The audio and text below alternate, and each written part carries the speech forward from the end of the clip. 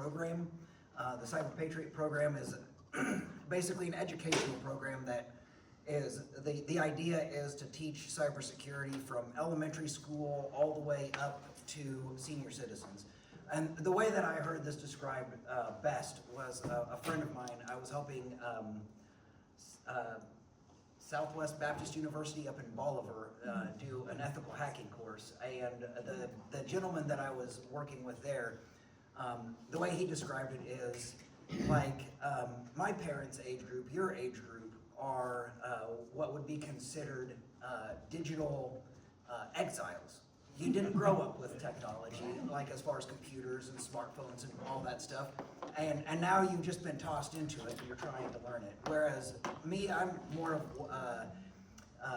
like a digital immigrant, where I didn't have it whenever I was young, but I moved into it when I was still somewhat young, and then our children and our children's children are, basically digital kids, for a lack of a better way of describing it. That's, even now, I have, like I said, I have a doctor in computer science.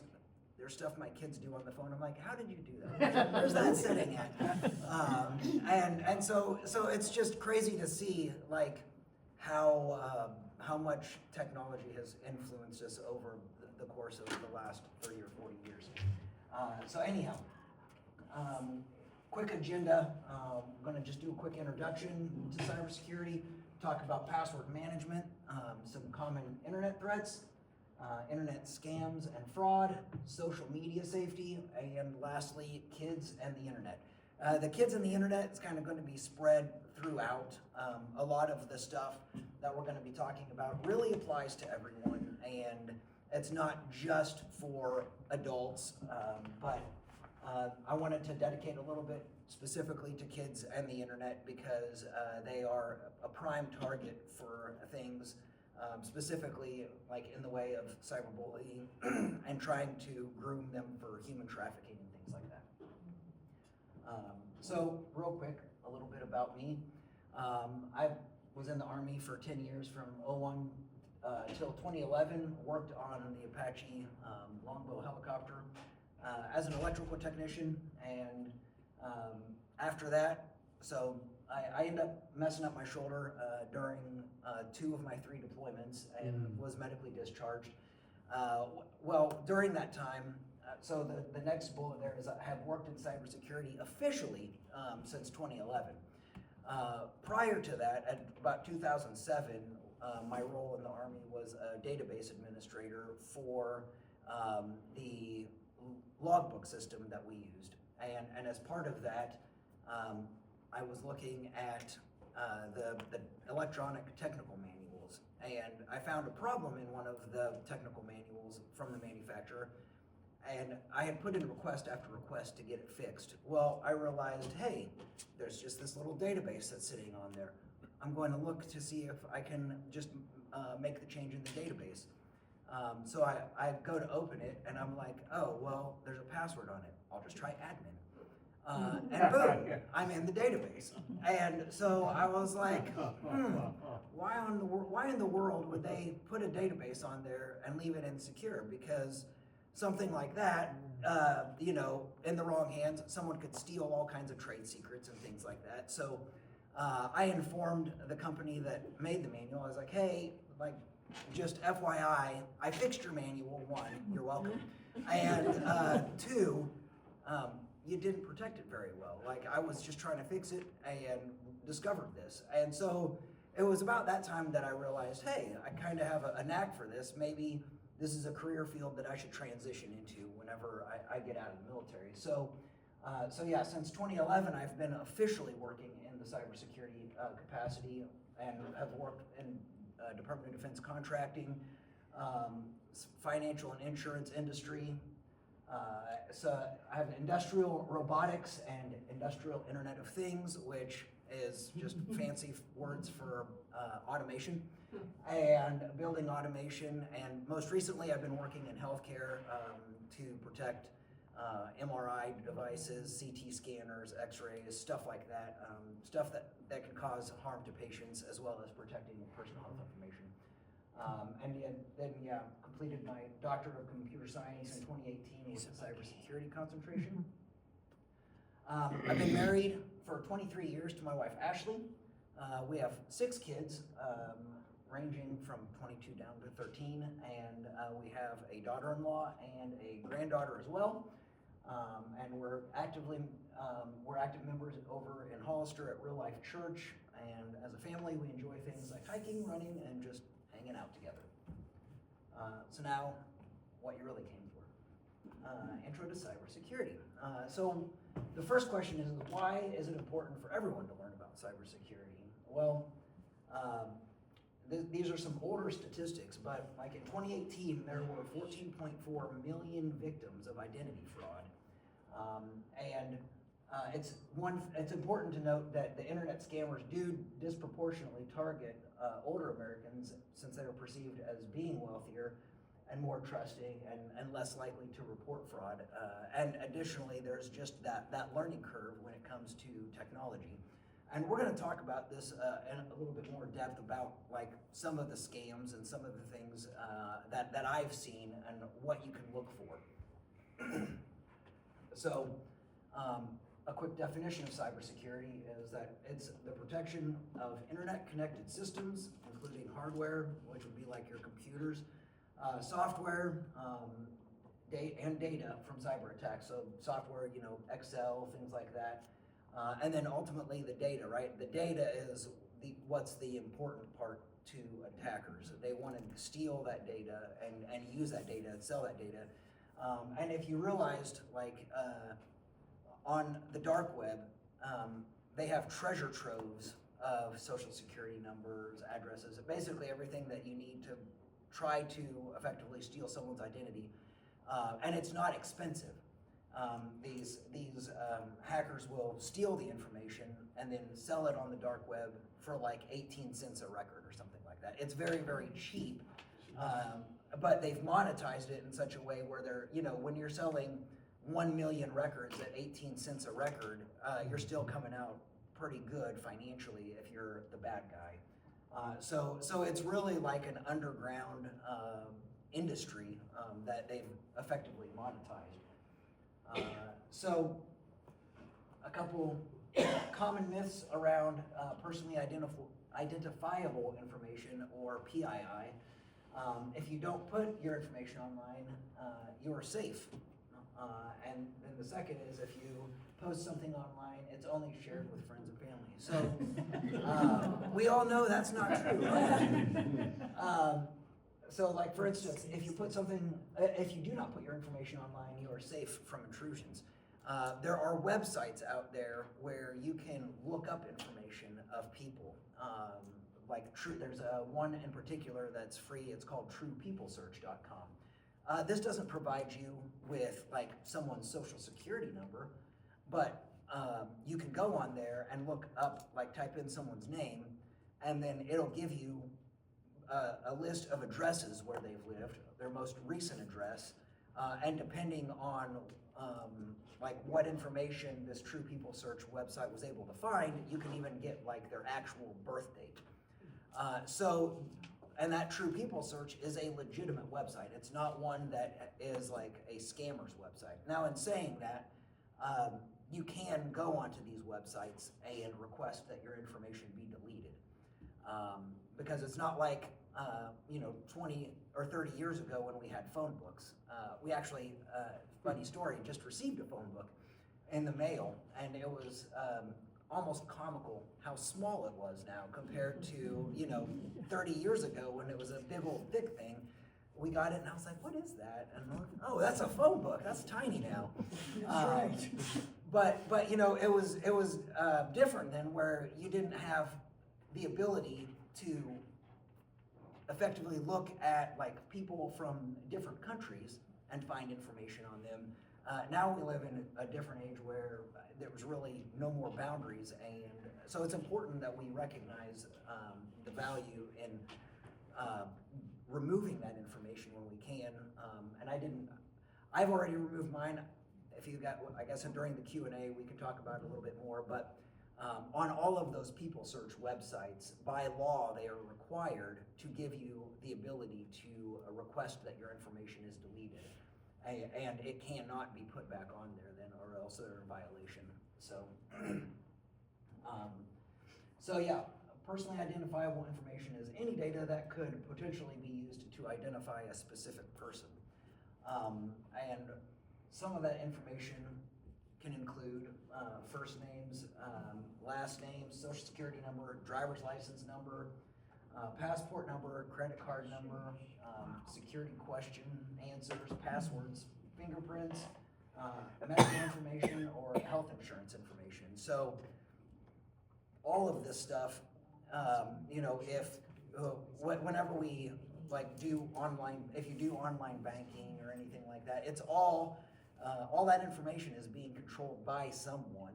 And it's important that, like, from our side as the people who, you know, are the rightful owners of the information, that we're doing what we can to protect it whenever we're, you know, either entering in passwords to log in, or even interacting with the banks. So in saying that, we're going to talk real quick about a couple physical threats to your personally identifiable information. One of them is dumpster diving.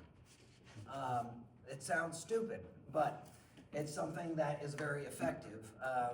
We probably don't see it nearly as much around here. Just as a quick anecdotal story, whenever we lived in Huntsville, Alabama, was the second highest in the nation next to Washington, D.C. For active espionage. And so we had to be very vigilant, even at home, because I was a defense contractor at the time and worked on projects that, you know, I'm sworn to secrecy until I die.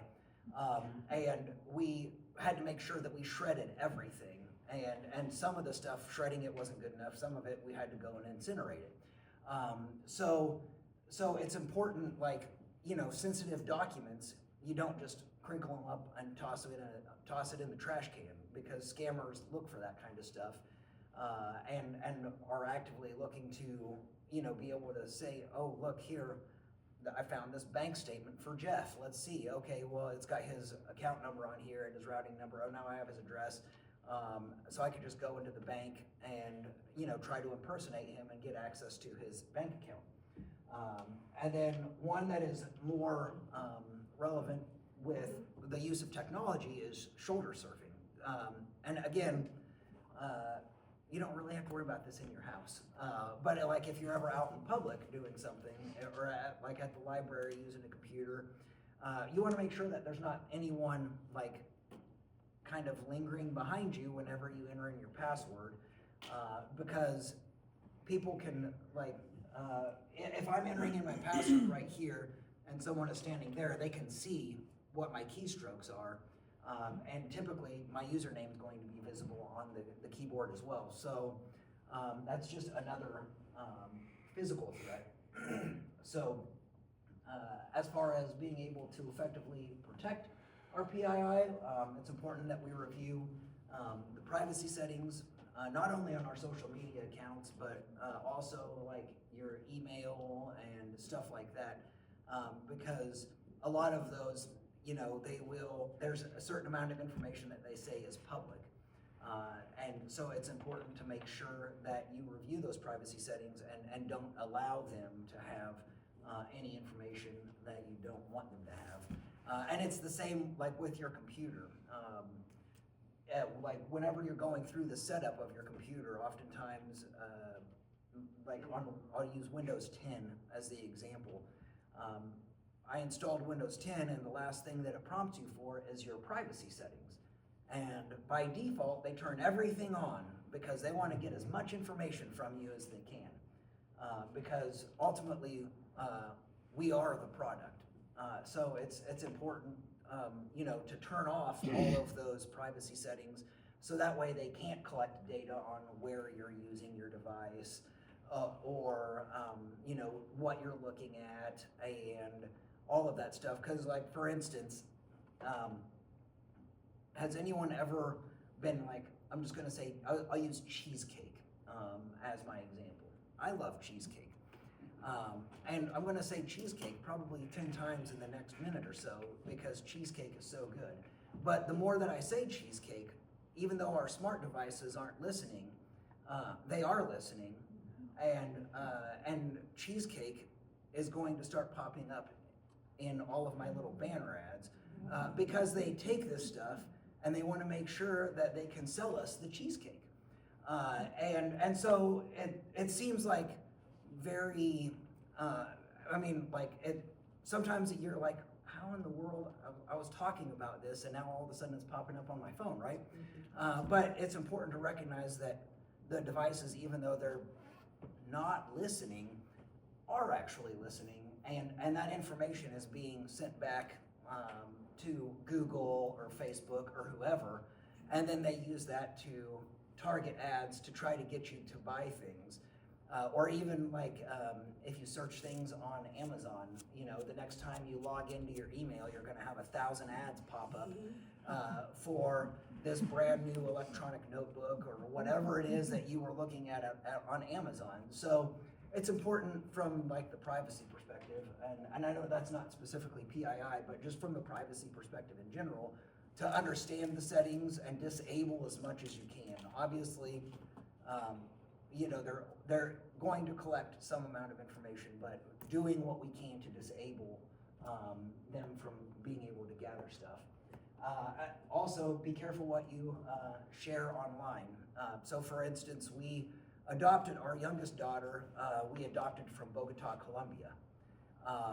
So as to not raise suspicion on social media, because at the time we lived in Alabama and I knew or had suspicion and reason to believe that I was being watched by other entities, I stopped posting anything on social media weeks before we left. And I didn't say anything about us leaving. I posted no pictures while we were in Bogota, and none of that stuff, because anything that we post, right, even though we may have it where only our friends can see it, if our friends like something, for instance, or say, give a thumbs up to a picture, well, now someone else might be able to see it from that friend's profile. And that's how some of this information gets leaked is, you know, we overshare. And that's one of the things that like really is good for all ages, right? Because kids these days, you know, you'd think having a dad that does cybersecurity for a living, my kids would be the most cyber secure kids in the world. But constantly having to remind them, because they're kids, don't overshare. You don't need to turn off location services. No one needs to know that you're in this city right now taking this picture. That's you know, irrelevant. And so it's important, you know, to look at those, again, going back to the privacy settings and then making sure that you don't overshare information. And we talked about it earlier, shredding documents and regularly check your credit and financial reports. If you don't have a Credit Karma account, you know, it's something worth looking into. It consolidates a lot of the credit bureaus and is very handy for being able to monitor your credit for any fraudulent activity, especially in the wake of this latest large data breach. Basically, if you haven't been aware of what's going on with in like the cybersecurity side, which I don't expect anyone to really be aware other than me, this organization, I can't even think of the name of it now, but basically they were like the clearinghouse for doing background checks on everyone in the United States. So anyone that had a background check, their information at some point had been housed at this organization.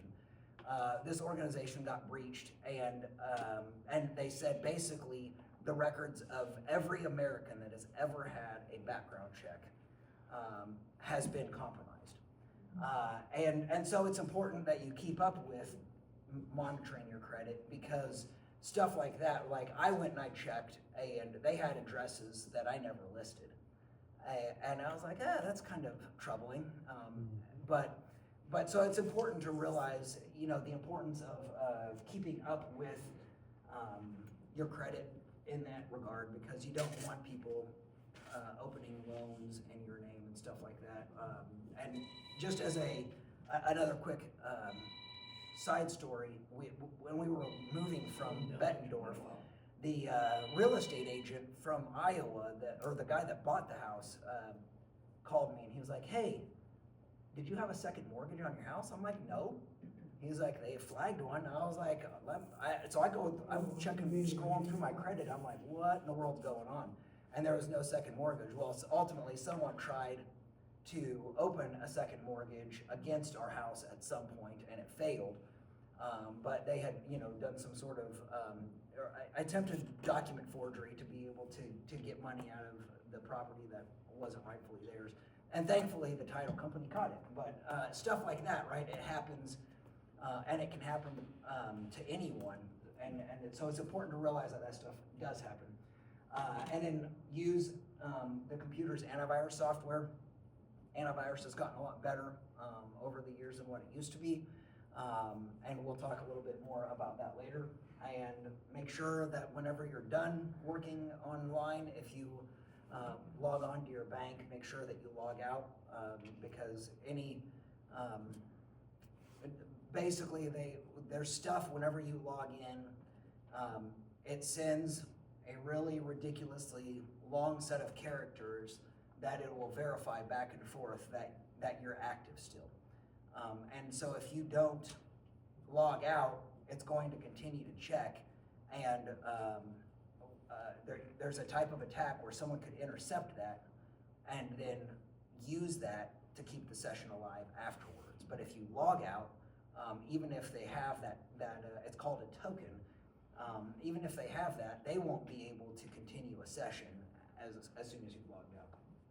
And then use strong and unique passwords, and don't share your passwords.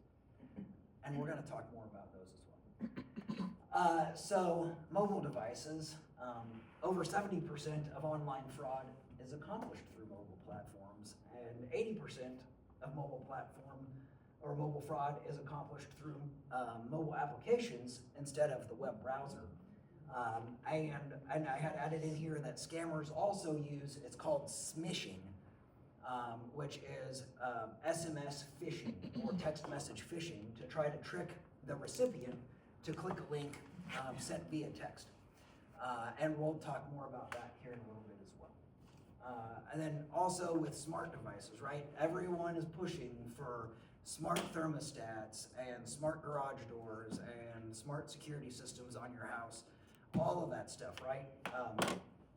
We have to make sure that we properly secure those devices and configure those devices. So this was several years ago. Do any of your kids or grandkids play Minecraft, or have you ever heard them talk about Minecraft? All right, so in 2014, I think it was, or no, it was 2017. In 2017, there was a college kid from Alaska, I want to say, that was trying to get people to buy stuff off of his Minecraft server and buy time on his Minecraft server. Well, there was public knowledge that Samsung smart TVs had a default password. So people these college kids wrote a little script to log in to all of these smart TVs across the country and use them to send garbage traffic to their competitors' Minecraft server. Specifically, they were targeting, it's a domain name server, which is basically how the internet, like whenever you type in google.com, it's basically looking at a domain name server record and then going to an IP address instead of, because it's just the way that that whole technology works. And they targeted this domain name server company because they knew that all of the Minecraft servers were routed through there, and they had set theirs up outside of that. But they had a pointer basically, so that way people would then still come to theirs. So they targeted this domain name server. It was on the East Coast, they didn't realize how large it was. It's called a botnet.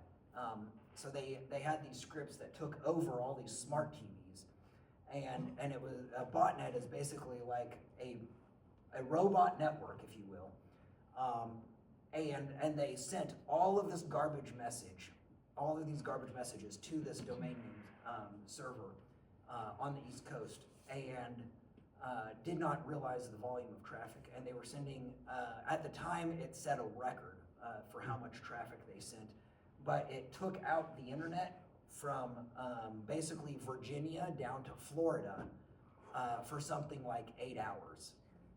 Because it wasn't just the Minecraft domain name servers, that was like a regional domain name server that was handling everything. And so by them targeting it, it crashed the internet on the entire East Coast, essentially.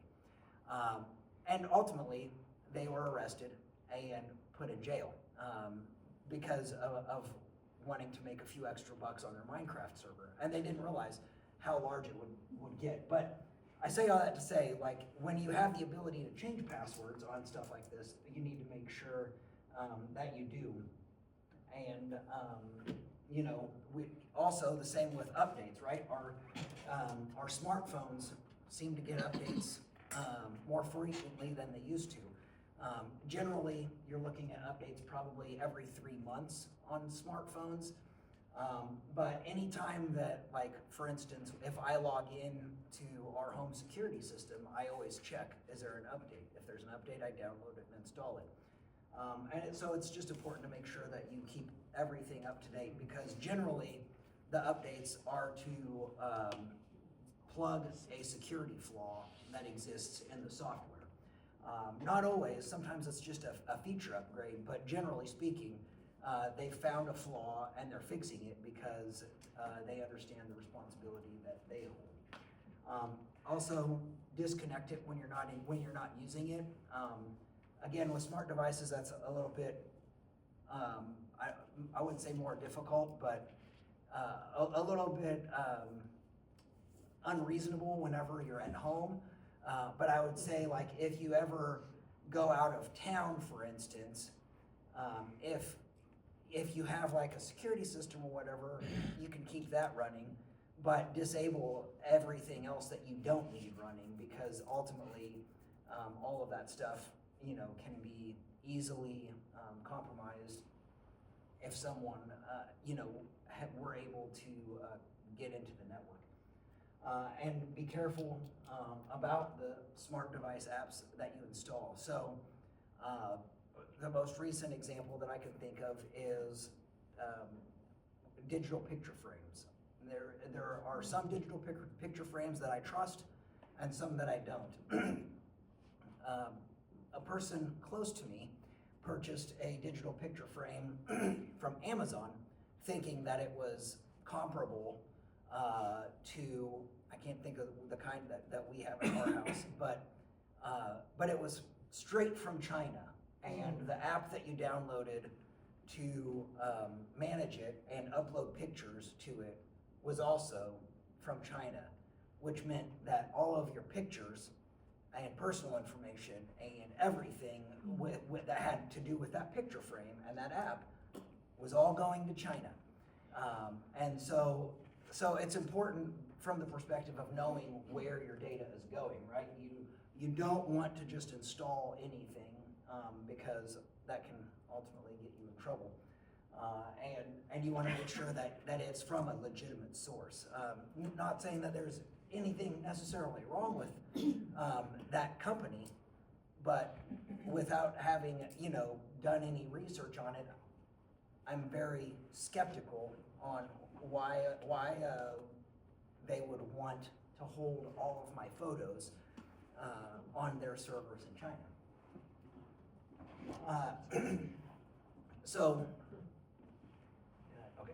So how do we know if a website is secure? So basically, I'll just walk over here real quick. If you have the little padlock like this, that means that it's encrypted. And when it's encrypted like that, basically the website owner is saying, we are doing our part to make sure that anything you enter on our website is going to not be visible to someone that might be trying to snoop on the traffic. Whereas, so this, I used Microsoft Edge for this, whereas like, I just punched in the IP address for my home router. It comes up with not secure. So that was it's using what's called a self-signed certificate. So basically, it's, the idea is that this certificate, they have to apply for it from another company. And this other company says, yes, we've validated that you are a legitimate business, this is a legitimate website. So you can point your certificate back to us and we will authenticate that you are who you say you are. With self-signed certificates, that's not the case. I use them all the time because I'm in cybersecurity, so I have to spin up little programs and things like that for testing. But if you ever run into something like this on the internet, and you'll also typically get this warning, your connection isn't private. Whenever you see that, it's important to just leave that website. Because one of two things has probably happened. They either have tried to be cheapskates and just do a self-signed certificate, which then provides you no assurance that they are who they say they are. Or the second thing is that their certificate has expired. And so it's important that, you know, whenever you are browsing the web, that you, if it's anything that's sensitive, you want to make sure that it has that HTTPS or that lock. Because and in fact, most modern browsers now will force you into HTTPS and will completely block anything that's not considered secure. So, but nonetheless, it's important that we stay vigilant whenever browsing the web. So next topic, I am not doing good at keeping up, password management. So here are some examples of bad passwords, and these were actually, it says here, the most leaked passwords in 2019. Also avoid using birthdays, addresses, names of pets, names of movies, TV shows as passwords. So I added a few of my own statistics. They have some in a later slide. But these statistics down here are using modern computing technology. So it's relevant right now, but in a few years, it could be not so relevant. So an 8-character password using only lowercase letters, the 26 letters of the alphabet, it takes less than 30 minutes to crack that password. Whereas if you have an 8-character password that includes lowercase and uppercase, just of the alphabet, it's going to take 14 days. And again, I'm not factoring in special characters here. Me and a buddy at work have done a ton of research on this because industry standards for what is a good and what is a bad password has changed significantly over the last several years. And then the bottom one there, the 14-character, lowercase and uppercase, under current computing capabilities, would take roughly 50,000 years to crack. So that's under current computing capabilities, and that doesn't include like if you use dictionary words, right? So if you wrote out someone's first name in your password, a lot of the algorithms are smart enough to, like if it sees like a M-A-T-T, then it's going to automatically check H next, and you know, try to figure out the name faster, but or the password faster that way. But like if you have some level of randomization in the characters that you're using, just with the 26 letters of the alphabet, you can see it takes a very long time, the longer that it is. And that's where the kind of the industry standard is going, is they want you to, instead of having the really, really complex passwords like here, it's talking about the complexity of passwords a little bit.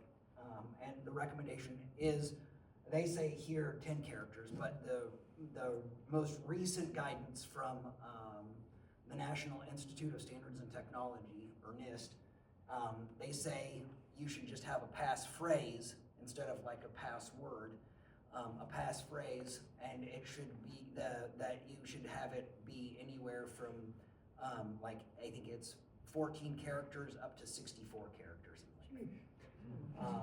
Now, in saying that, yeah, 64 characters is a lot to remember because most of the time I can't remember my own password. And then, but like at the time of the training or the development of this training, they also recommended including numbers and special symbols.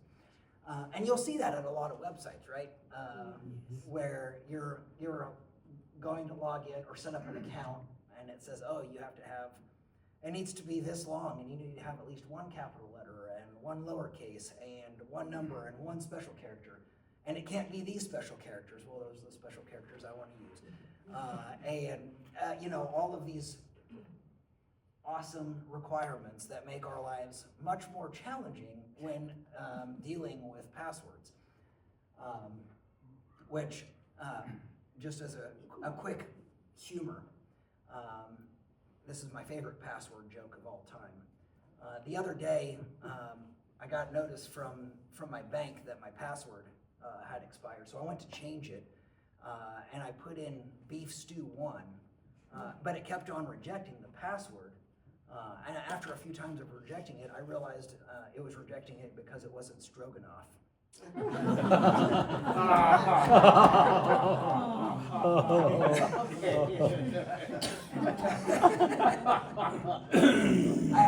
I have to share that every time. I'm happy that I actually got laughs this time. But then, so kind of going, this is where the industry mindset is going with the passwords, especially with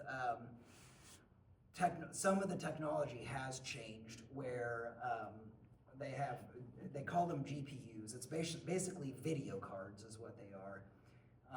And they will daisy chain together these video cards, and the benefit of this is the way that the video card works, the processor on them, is able to process simple data much faster than your traditional central processing unit. And so for hacking passwords or cracking passwords, you daisy chaining these together can actually get through passwords much faster. And that is why the industry has started to push towards longer passphrases instead of having something that's 10 characters long and is very complex. And I wish I would have done the math on it to show you guys, but like a 20 character password that's just letters, uppercase and lowercase letters, it takes longer to crack that than an 8 character password that has uppercase, lowercase, special characters, and numbers, which was kind of enlightening, even to us, because we were like, well, we would not have expected that because of just the order of magnitude of the characters and everything that had to do mathematically. And also make sure that you use different passwords for different accounts. I get it, this one's hard for all of us to do. I'm as much of an offender as anyone. And so the recommendation, right, is to have, you can have like that base password, but then tack on something at the end that's relevant to whatever that account is, that makes it easier to remember. And they say every 6 to 12 months. Again, that's something that's changed slightly industry-wide, where they're saying now 12 months. Because what would happen in a lot of cases is you would start to see password reuse. And whenever you're talking about cracking passwords, if bad guys compromise passwords or get the encrypted password, it can take a while for them to break that. So the thought is ultimately people reuse passwords. It's just we're people. And so by extending out how long of a reset period it is, instead of changing the password every 6 months, doing it every 12 months, you're not going to reuse that password as frequently. And so by the time they crack it, you're not going to be using it, or you'll have moved on to something else, which then will reduce the chances of them being able to successfully compromise an account. And with mobile devices, again, this is something that most modern phones have some sort of biometric, which, you know, it says here, add a fingerprint or facial recognition. You can add a password to your phone if you want. Make sure that you don't have it where it stays the screen on all the time and unlocked. Most of the time, I would recommend, you know, you don't have to add a password. Just have a reasonably strong PIN. 6 digits is usually good enough for a phone, and have it set where it'll lock after so many failed login attempts, and have, you know, facial recognition or thumbprint set up on it as well, because that provides better security, in my opinion, than just having a password on there that's super easy, because you don't want to have to remember the password all the time. So, you know, if you have it set up where, like, after say 7 failed attempts of entering a 6-digit PIN, that it locks for 5 minutes, you know, that the chances of someone being able to compromise your phone if it had gotten stolen or something is very, very slim to none because of how much it's locked. Yes? Can I interject though, because my children said use facial recognition, and I'm thinking, okay, I'm passed out, just put my face there. I don't understand. Yeah, You so should show my it face has there. to, most of them actually require your eyes to be looking at the device. And I've tested this because I think it was when I had an iPhone, there was a setting on there where you could say that your eyes had to be facing the device. And so I would turn my eyes sideways and then hold it up there, and it wouldn't unlock. But as soon as my eyes came forward, then it unlocked. So your eyes have to be open. Yeah. Well. Not gonna look. That makes sense. And then the best advice that I can give for dealing with passwords and authentication is enable multi-factor authentication, or here they call it 2-factor. Basically, that's like if you log in, right, there's going to be a second thing that has to be checked, whether it's a text message that gets sent to you and then you have to punch in a code, or there's authenticator apps that you can have on your phone that will link up to the account, and then it'll pop up, and whenever you have logged in successfully with the password, it'll pop up with a notification saying, hey, you're trying to log in, is this you, yes or no? And that's that's a really great defense, because like, I looked at the list of passwords that I've used in the past, and I have a password manager, which we're going to talk about in a little bit, but the password manager tells me how many of my passwords have been compromised. And sometimes it's a little bit disturbing. I'm like, oh, glad I don't use that one anymore. But so yeah, make sure that, you know, if 2-factor is available, especially banking, even email, stuff like that, that you enable that. And I would say the same like it with social media, because people trying to hijack social media accounts is a big thing as well. We talked about this a little bit, biometrics, using your fingerprints or facial recognition or even voice recognition. And then something that I highly advise everyone to use is some sort of password management. They have a couple of them listed here: 1Password, Dashlane, and LastPass. Depending on what you're looking for, will depend on like what password manager you want to use. The nice thing about these password managers is they can also help you with creating passwords. They typically have the functionality where you can create a password, and then it'll save it directly into there, associated with that account. And there's some of these password managers, right? They have basically a sync where you can have it on multiple devices, and it'll sync across the internet securely to the other device. There's one company that I trust, that I've had their stuff for years, and theirs is one of those that it syncs across the internet. you know, if you have done your research and you trust them, then I don't think there's anything wrong with that. But there are password managers that you can have where it's just installed locally and it's not going to connect out to the internet at all.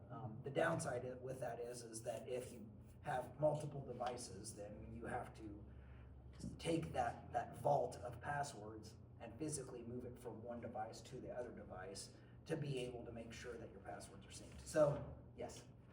So do those work where you just have one password to log into your management system? Yep.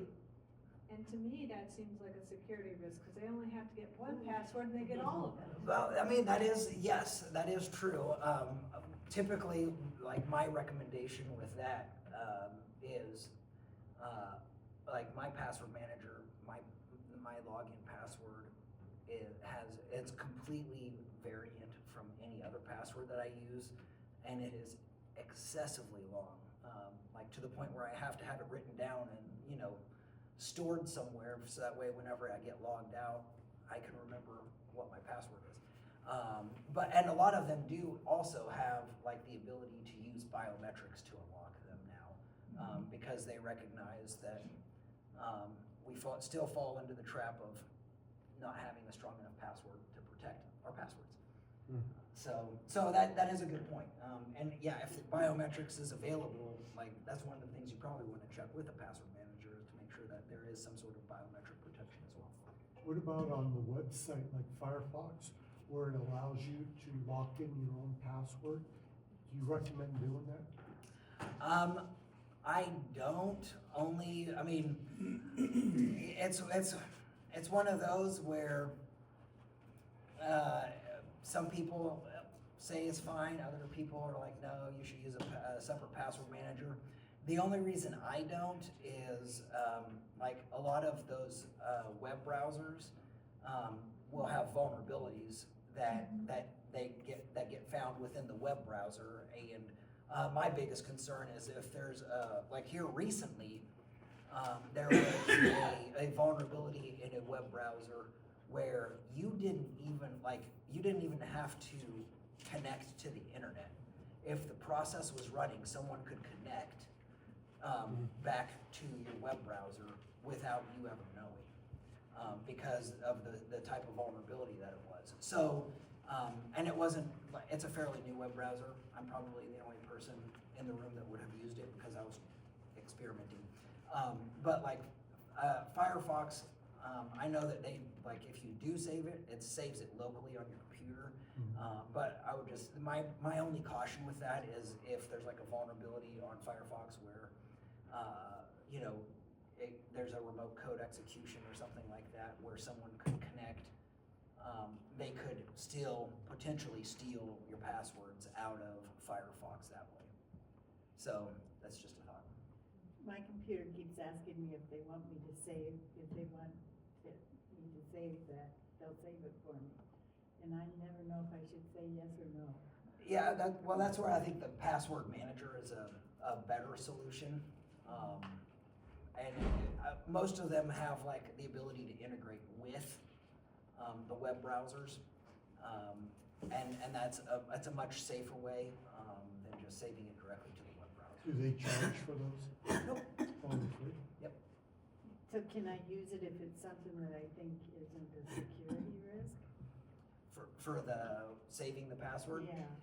I mean, ultimately, yeah, it really boils down to, at the end of the day, what you perceive as a risk Yeah, versus well, I what's don't not wanna a put my risk. bank on it. But Yeah. other things, Yeah, if it's something I think is, yeah. So, just some indicators of potential account compromise. If you're having trouble logging in, or if you get an email or text about suspicious activity, or your friends and family receive spam content from you. This is happening less and less with emails, but it is something that still happens a lot, like over social media and stuff like that, where social media, or the other is where someone will create basically a replica account of a person and impersonate them. So looking at some common internet threats, malware or malicious software, software that's designed and written to steal information, spy on us, or gain control of computers. And it's generally categorized by what it does and how it spreads. So a virus, much like a human virus, spreads from machine to machine with human assistance. It's not going to just be able to automatically go from my computer to my wife's computer. There's going to have to be some sort of interaction that occurs. A worm, on the other hand, can spread without any human assistance. They're not as prevalent today as what they used to be, but they still do exist. And then a Trojan horse, obviously named after the Trojan horse. It looks like it's, you know, a legitimate program, but as soon as you execute it, it starts running malicious stuff in the background. And this is something that is really important for kids specifically. The Trojan horses, I would say, is the biggest one because kids like video games. And a lot of video games, if it's not from a reputable source, especially like if they're free video games, or a video game that someone is offering for free that you normally have to pay for, that should be a reason to be suspicious because they've probably modified it and slid some sort of malicious code in there to do something behind the scenes. Additionally, there is adware, which basically makes annoying ads pop up on your computer. Spyware is intended to just collect information about you without your knowledge. And ransomware, one that has really taken center stage over the last few years, where it will lock your file system and basically hold it for ransom until you pay them. And then there's also rogue security software. It looks like legitimate software, but typically it'll pop up and be like, oh, here, you know, you don't have antivirus. Click here to download antivirus. And just a good example of that is when we lived in Bettendorf, my neighbor knew that I did cybersecurity, and he called me. He was like, hey, Jeff, I think I messed up. I think I have a virus. And I was like, okay, well, he tells me what it is. I was like, just unplug the Ethernet from the back of the computer. I'll be there in a second. And basically, it was a pop-up in Chrome where he thought he was clicking a link to go to eBay, but he was clicking a malicious link. And when he clicked that link, it just made this pop-up on the screen that said, warning, Windows Defender has detected that your computer is not protected. Call this number now. And so I was like, okay, so I assumed that's what it was whenever I went over there. So I showed him how to basically toggle through, and I killed it. And then I had him go through the process of how did you get to this point where you clicked on this. And the moral of the story is also with that is make sure that you know what search engine you're using. In this case, he was using an old search engine that had not been adequately maintained or secured. And so whenever he went to the search engine and typed in eBay, the first search result had been hijacked by someone malicious, and it said ebay.com, but when you hovered over it, it was, you know, a bunch of random letters and numbers, and I was like, that does not look like ebay.com, does it? No, it's malicious. So hover over the links before you, like when you search, hover over the links before you click on it to make sure that, like, if you're trying to get to eBay, that it actually says ebay.com, because that's one of the ways that they can do this type of rogue security software trickery. And always make sure it says HTTP, because if it doesn't have that at the beginning, then you know it's a fake website. Yeah. Yep. Well, yeah, and it should say HTTPS. Yes. Yep. Yeah, Yep. exactly. And then we have browser hijackers that change browser settings without your permission, and zombies, which allows someone else control of your computer from anywhere in the world. I don't know why they chose the name zombies, to be quite honest with you. But basically, you know, that would be like if, that really actually closely ties into the rogue security software. Because most of the time, like if you click on that link, it'll take you to a website, and then you'll all of a sudden be connected to some support agent that installs the software on your computer. But what they don't tell you is that they've also installed software where now they can access your computer at any time. And it's running in the background and it's completely unseen to you. So it's important to be aware of that stuff so that way you can spot it and stop it. So how does it spread? The internet, downloading it, email attachments, and USB or CD. I mean, I guess CDs probably aren't really that big of a deal anymore because I don't know of many computers that come with CD or DVD drives anymore, but the USBs for sure. It's a very big deal to make sure that you don't just insert some random USB stick into your computer, because if you don't know the origins of it, or if you haven't bought it fresh off the shelf, you don't have any idea what's on there.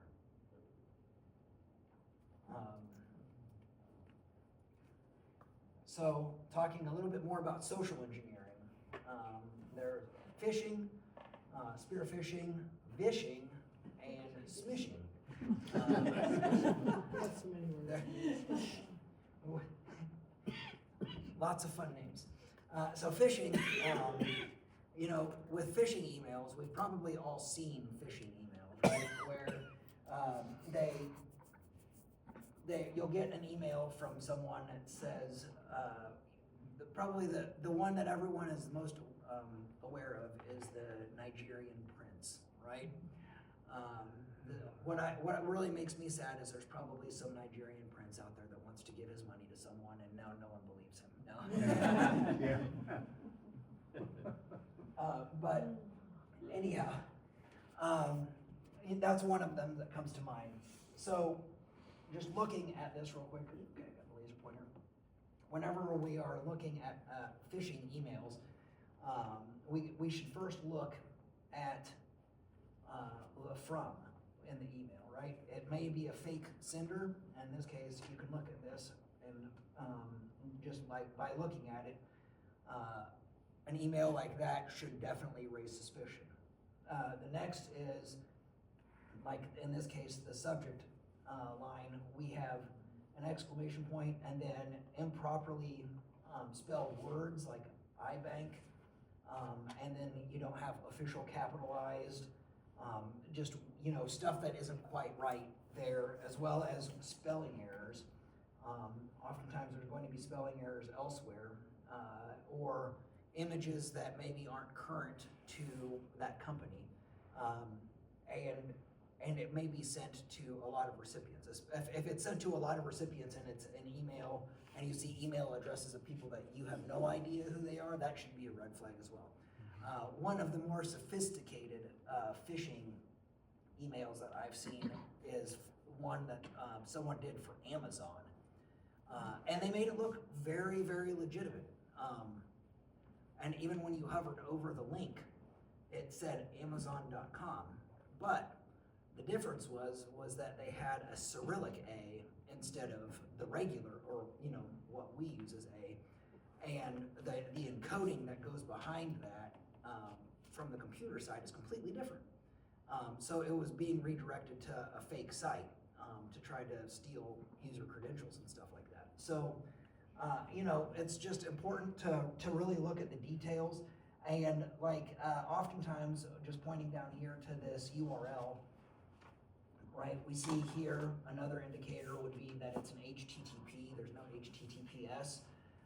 And if you get an email that has like a click here thing, before clicking on it, hover over it and see what is actually, like what the URL actually is. Because like my bank sends me emails and says, check your latest statement here, and it just says the word here has got a hyperlink. Well, I know that it's the bank. I've gotten the email, you know, every month for the last 10 years, but I still hover over it to make sure that it's actually a bank, right? It's just making sure that we are aware. And then phishing, which is basically voice phishing, or they call it neighbor spoofing, where it uses a local area code number to try to make you think that it's someone local.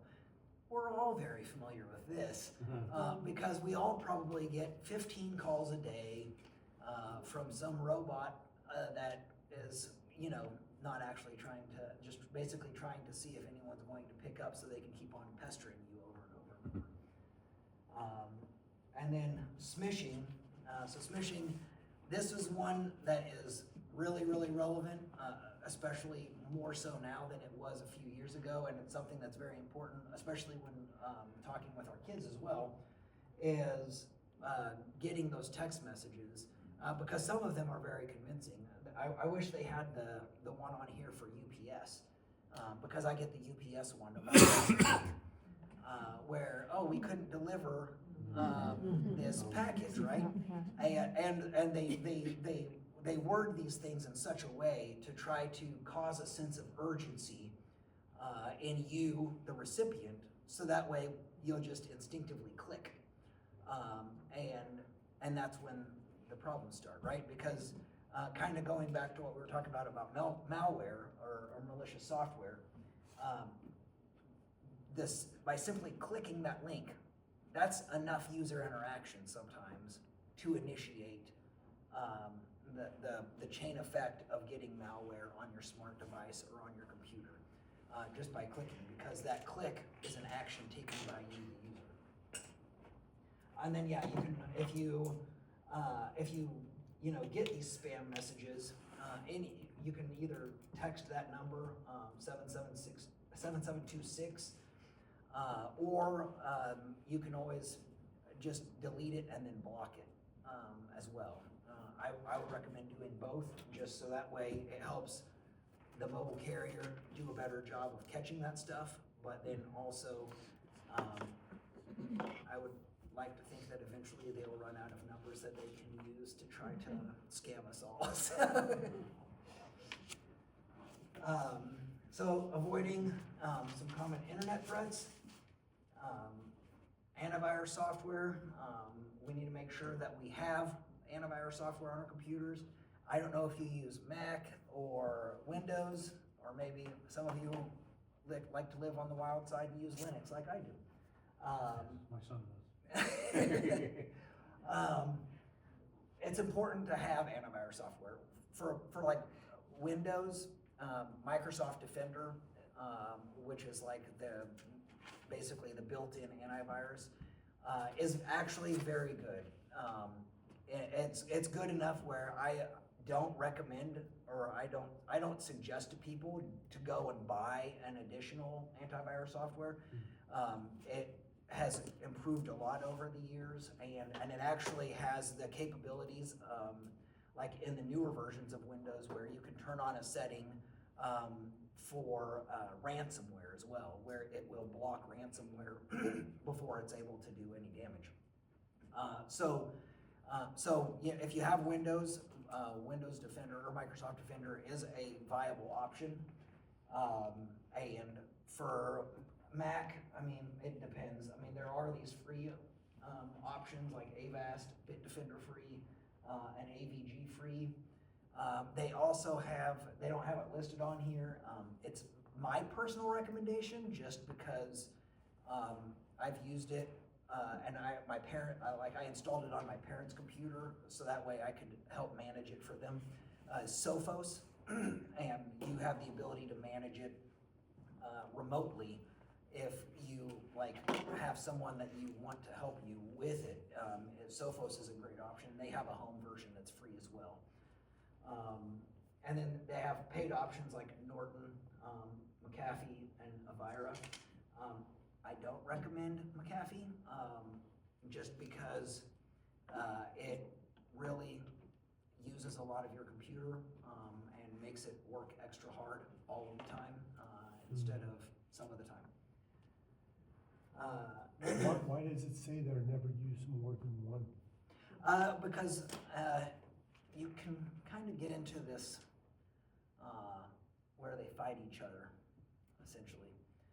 Because, so that's like, it's kind of the irony of antivirus softwares. It requires such deep access of your computer that if you have two of them, They're they're fighting going to against think one another. the other is a virus, and they will just break each other. What if you have like Norton, you buy Norton and you got the Microsoft that it comes with it? Are Well, they fighting or not? Norton will automatically turn off Microsoft. Oh, it does? So you recommend not having the Norton and just have Microsoft work? Yeah, and that's the other thing I like about Microsoft is with it having been built into the Windows operating system, like it's designed specifically by Microsoft to work with Windows. So it's more efficient than a lot of, or than really all of the third-party antivirus softwares. And it provides just as good of coverage when it comes to protecting against real-time and ransomware and all that stuff. Now, is that by using Microsoft browser only or all the browsers? It doesn't matter. It doesn't matter. Okay. Anything that comes in, it'll catch. So, What about WebRoot? so I haven't used WebRoot in a long time. I mean, I know that it used to be really good, so I can't really give a good professional opinion on that one. So, Malwarebytes? Malwarebytes is good. I mean, I have both of those on there, I don't need both. I mean, so that's where it gets kind of tricky. With a lot of these, they serve different purposes. And so like Malwarebytes is more looking at trying to stop like malicious scripts and stuff like that from downloading onto your computer, whereas WebRoot, from what I recall of it, is more like blocking spyware and adware and stuff like that. And I don't really talk about it on here, but there's web browsers that you can actually download that incorporate a lot of the security. The thing is like if you it's called Brave, is the web browser, but by default it blocks a lot of stuff, which is great most of the time. The catch is that if, say, like you're going to Facebook, for instance, sometimes it is blocking stuff that Facebook is like, no, I have to have this to be able to show the pages correctly. And so then you have to go and tell it to turn off on this page so that way it can render correctly. So it's one of those where like, depending on how much you're willing to tinker, will depend on, I can't tell you that WebRoot's bad. I know that it used to be great. I just haven't used it in a long time because I use like Brave browser, for instance, and I have it block everything, and if a website doesn't show right, then I just tell it to turn off on that website only. Which browser do you think is the best? Brave? Brave. You do? Yeah. For security reasons? Just be, Well, the DuckDuckGo, the search engine, right? Yeah, Yeah. yeah, that's different on that, Yeah, DuckDuckGo is a good search engine. So along with avoiding the common internet threats is making sure that you regularly apply security updates. For Windows or Microsoft, those come out monthly. The first Tuesday of every month, new updates are published. So when updates come out, it's best to install them. For phones, and like if you have a Mac, typically the patch cycle is every 3 months. But I highly recommend that you always configure it to automatically update. So that way, as soon as the update is available, it's going to install and let you know, hey, I've updated, reboot your computer. Because the last thing that you want to do is not have it turned on automatic update and then have something bad happen. And then virtual private networks. So virtual private networks, or VPNs, they're great because basically it creates what we call a tunnel. through the internet. So instead of like, it would be like wearing an invisibility cloak walking down the street, right? Whatever traffic you're sending can't be seen by someone that's trying to listen in. It's completely hidden. And that's really important when it comes to, like if you go to a hotel or connect your internet or connect your computer to like wireless internet that you don't know or don't trust. Like if you're at a coffee shop, for instance, you don't want to connect to that internet without having a VPN. And some free options, Proton, TunnelBear, and Windscript. I personally use Proton. I've used them for about 7 years, and I think that they're great. Isn't that mail service only? No, they've got VPN, a password manager, mail, and encrypted cloud storage. Is it a browser? No, it's just a VPN, little VPN client. Oh, okay, yeah, because Opera has their own built-in Yeah. VPN. Do you recommend Opera? So, Because of- I mean, when it comes to the VPN, like with Opera, the built-in VPN on the browsers Uh-huh. are limited to only the browser. Most of the time, our computers are sending other information to the internet as well that we aren't necessarily aware of. So if we use a VPN that covers the entire computer instead of just the browser, then it hides all of our traffic. Because like for instance, if I had like a messaging service on a messaging application on my computer, I might have Opera and turn on the VPN on Opera, and that's protecting my web traffic. But someone that would be listening in could still see my messaging traffic. That wouldn't be protected. So it's just something to consider. So the paid obviously covers it all. Yeah, and Proton, I mean, their free version is fantastic. It used to be not so great, but they've really added capacity. And like I said, I've used them for 7 years. Basically, as soon as they came out and I tested them and made sure that everything looked good, I've been using Proton ever since then. So what do? Just download it off of Proton? Yeah. Well, after the slideshow, I can show you because I have it on my computer. I mean, I don't have an internet connection right now, so I wouldn't be able to show you the connection. If I go on their website, you'll Yeah. actually have it? Yep, protonvpn.com. Oh, okay. And they do have paid versions as well for Proton, but generally speaking, the free version is sufficient. Do you know if that one works on a Mac? What's that? Does Proton Yes. work on a Mac? It does, It does, okay. and on your phone. Oh, awesome. They have it for everything. And that's why I have the paid version, is because I want to be able to log in on multiple devices at one time, especially with kids. So, You know how you were talking earlier about having a mix of two different, what if you have already paid Norton? Would you recommend even downloading the Proton? yeah, well, Just so as backup? does Norton, do you have the VPN for Yeah, Norton? yeah. Oh, I mean, yeah, you can always download it and have it as a backup, but. But they don't hurt each other No. in a way. Not with the VPNs. Right. Yeah, There's it's completely invisible, Okay. so.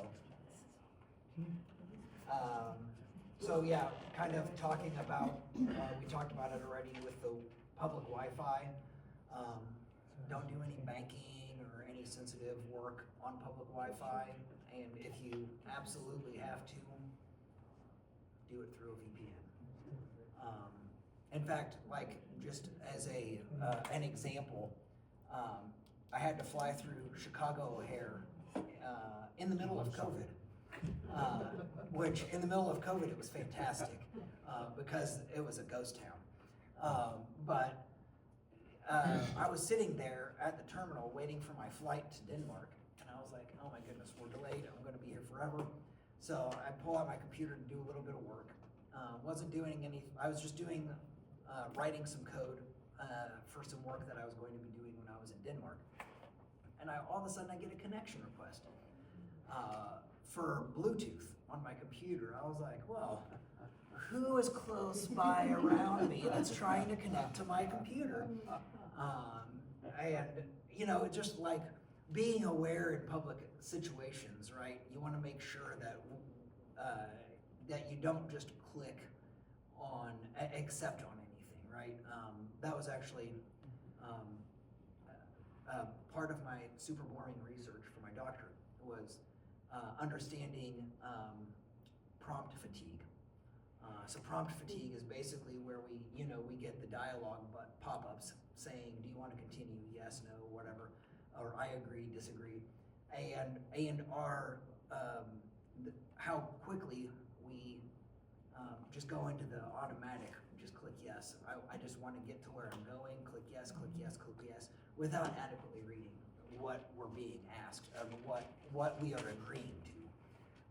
So it's important, especially in the public Wi-Fi situations. Be aware and make sure that whatever access point you're connecting to is legitimately that access point. Because we were at a hotel for a test event in Yuma, Arizona, for some weapons testing, and the hotel, we had the Wi-Fi. Well, we get off work and our company computer, we had to log time, so our company computers were automatically set up to connect to the VPN. My computer wasn't connecting to the VPN. I was like, what in the world's going on? Because you couldn't do anything on the computer until it was connected. So I look at the wireless network I was connected to, and I was like, that's the right one. And then I look at the list, I'm like, wait, there's two of them. And so I connect to the second one, and that was the right one. I was like, interesting. So anyhow, that's called an evil twin attack. Fitting name for the type of attack, right? Because it looks just like the real thing, but it's trying to do bad things. So it's important to, also, if you see two wireless points that have the same name, it's best just not to use either of them for your own safety. In your mobile devices, if you use your carrier, is that safer than, Yeah. obviously, Oh yeah, they're protected VPN or anything else anyway, Yeah. right? So Verizon or whatever. yeah. So I'm gonna actually pass.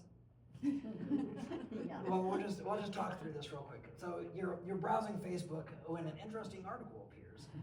You click the link and are taken to a new web page. Just as you start to read the article, a pop-up appears on your screen. You click the cross to close the pop-up, but instead the screen goes blank. A moment later, you see the following screen.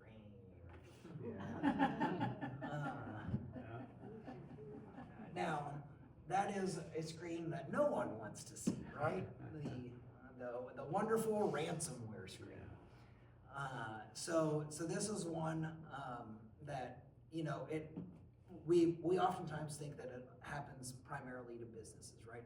Businesses are obviously the target of ransomware. However, as individuals, we are not immune to the risk of ransomware. And oftentimes they're going to pop up a message like that, right? Where so they have the following violations were detected. They're going to try to make it sound like, oh, you've done something terrible on your computer, and use fear to get you to comply with what they want.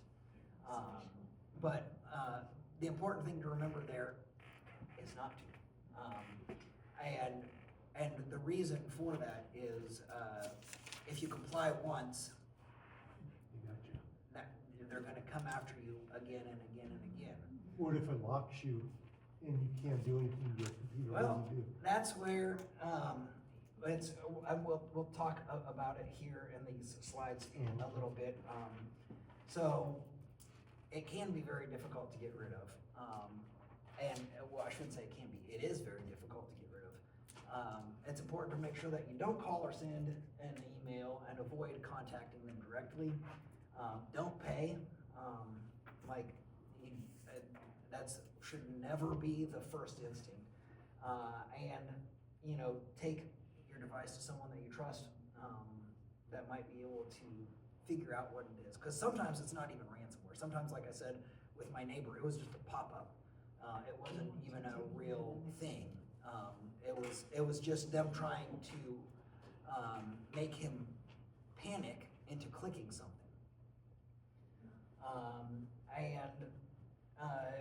Again, the second bullet there, prevention is the best cure. Make sure that you back up files regularly and have the strong antivirus.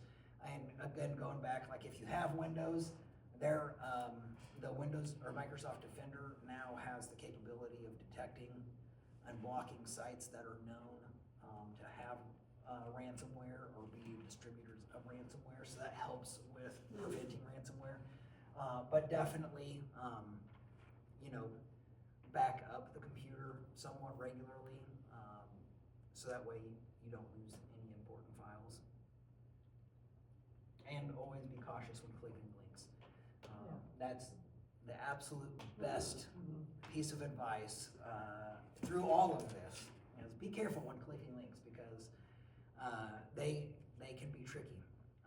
Even some of what you think might be a legitimate link or a trustworthy link, you know, if for whatever reason the site gets taken over by some nefarious person, you may click on a trusted link and it still ends up redirecting you to somewhere where you don't want to be. So it's just important to make sure that you exercise caution in those areas. Suppose a friend, or suppose you have a bank account with First American Bank, you often receive emails from them, most of them promotional. One day you receive the following email. Does it look right to you, and are there any red flags? Could you read it to us? It's hard to see. Oh, yeah, so I'll just share the parts that may seem, The first line. accounts at firstamericabank.co.uk. UK. And then they have a reply to of b.e.shoponmail.com. Super legit. And then here, right, this one, verify your account on visit, right? You have firstamericabank.co.uk.account-infocheck.com. So like the domain there that they're sending you to isn't even the same domain from where the email originated. So it's important, right, to inspect that kind of stuff. I know that we're way over time and I apologize, but one of the things that I did in a past role was, so a lot of my job now is what's classified as offensive security, where I'm trying to break into stuff to show if I can do it, a bad guy can do it. And I, at one point, had been hired to test a financial organization that had their data center in Bucharest, Romania, I think it was. Anyhow, I use my VPN and go to have sign into a server in Romania, so that way it looks like I'm trying to access their systems from Romania. I use some of the social engineering tricks to get a list, because I figured out what their domain name was and how their email structure was. And so I used some social engineering things to be able to look at Facebook, LinkedIn, Pinterest, you know, basically every social media website that you could think of, and it downloaded a list of everyone that had a @whatever.com email address. From there, I was able to then look at and figure out who were the good targets, as far as like who's the vice president, who's the chief financial officer, who's head of IT, stuff like that. And then I crafted an email and sent an email to about 100 individuals that said, hey, we've noticed suspicious activity. You've logged in 5 times in the last hour for Bogota, Colombia. If you don't want your account to get locked, click here to re-enter your credentials. And was able to get the VP, the chief financial officer, and one of the senior IT guys all to fall for it. And I was like, seriously, guys, like, you've been trained, what are you doing? But that was just a test, right? And so it was just like simple tactics, like masking things in a button where instead of hovering over the button and making sure that the link that they were clicking was legitimate, they just were afraid that they were going to get locked out of their account and wanted to make sure that they re-authenticated so they could still do their job. So, internet scams and fraud. There's tons of different fraud options out there. The first one is like IRS and tax scams. I'm sure we've all probably gotten those. I don't know if any of you have ever gotten the very angry IRS agent that has a heavy Indian accent screaming. But he's called me a few times, and I'm like, yeah, I know you're not IRS there, fella. But anyhow, if you do ever get emails from them, make sure to forward them to phishing@irs.gov and then delete them. And never ever click on links or attachments.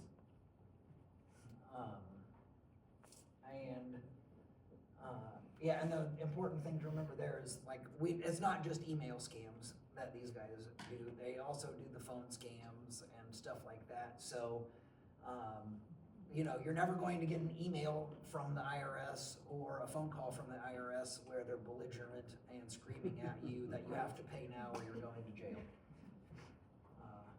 And if you do, well, then the IRS is out of control.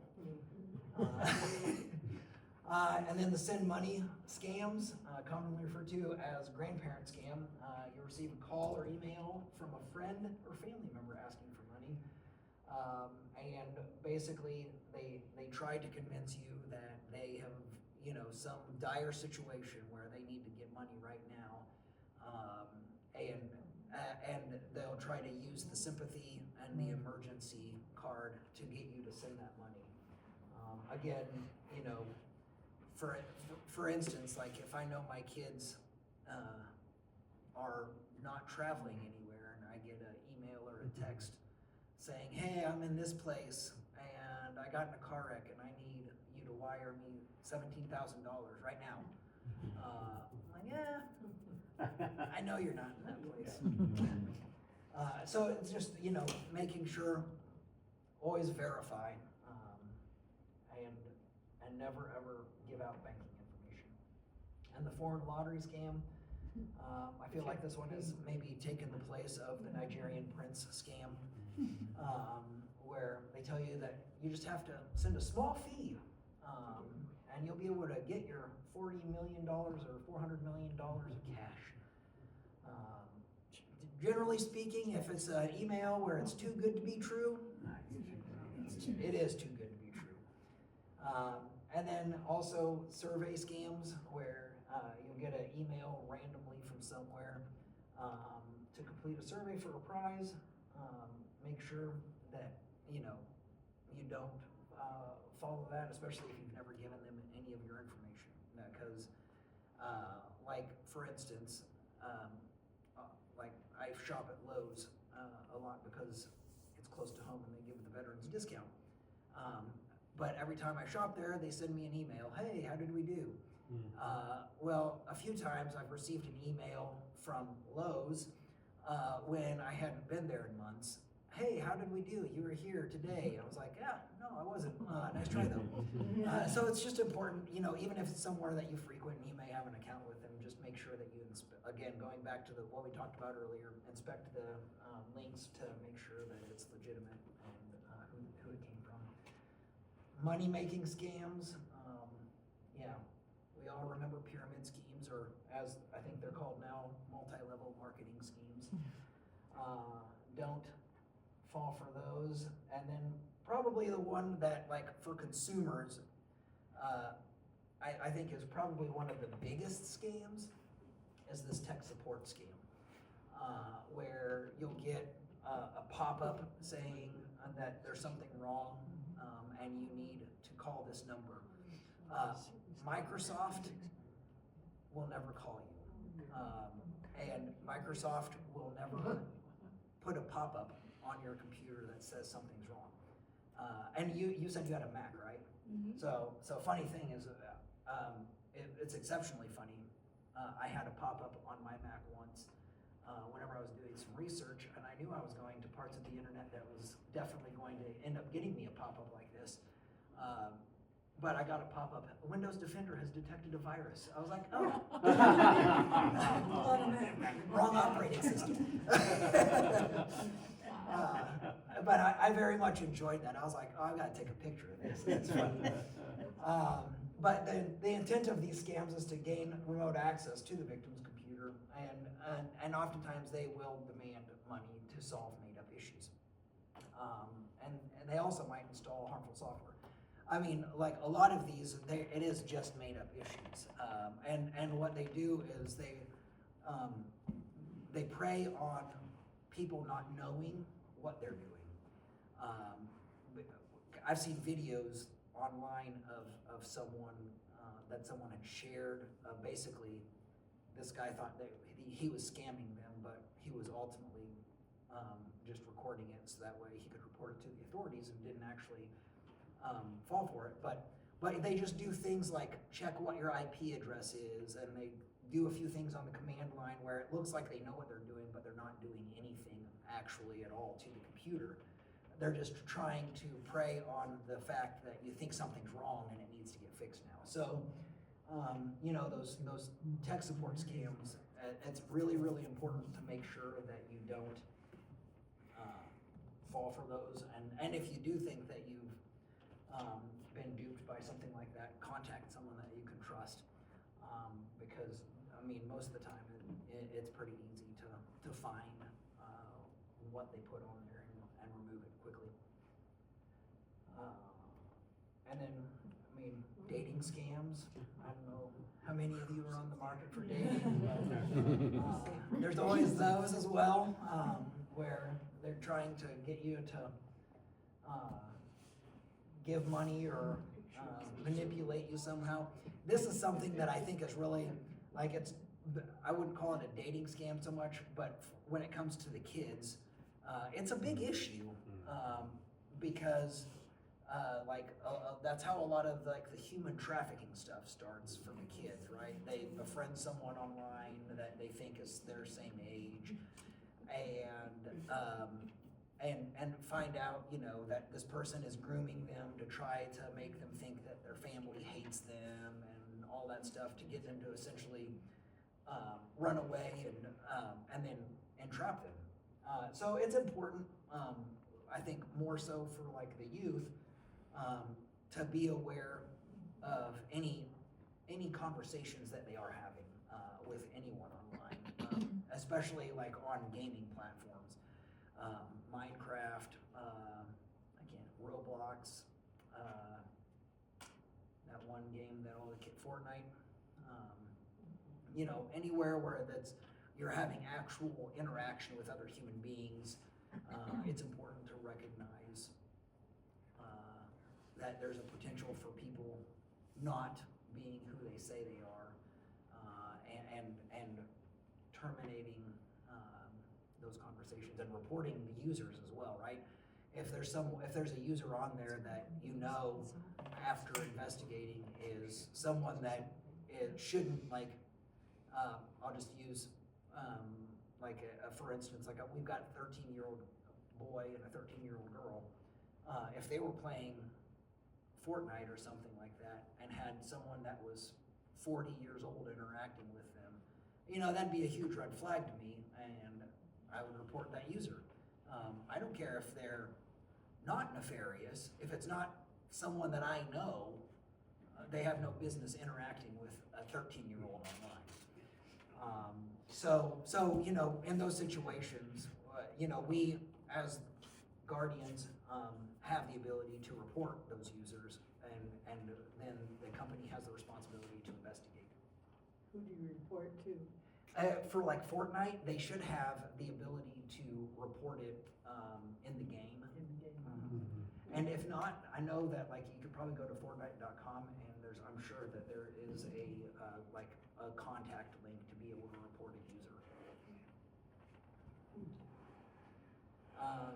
And then charity scams, you know, we see that a lot, especially around, situations like what have been going on in the southeast right now with the hurricanes. You know, it's a prime time to pop up some charity scams to try to trick people into giving money that, they think is going to charity, but is going to someone else. So, you know, make sure that you trust the charity that you're donating to. Don't fall victim to.